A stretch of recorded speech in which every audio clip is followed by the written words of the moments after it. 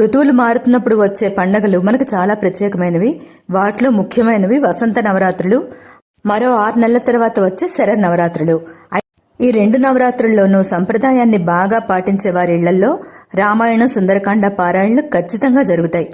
అదే అలవాటండి నాకు కూడా.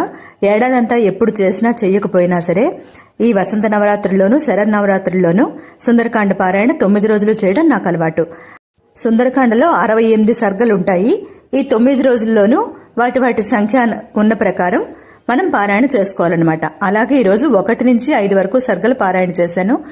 ఈ 9 రోజుల్లోనూ రోజుకొక ప్రత్యేకమైన ఆరగింపు ఉంటుంది. అలా ఈరోజు చక్కెర పొంగలి ఆరగింపు అనమాట.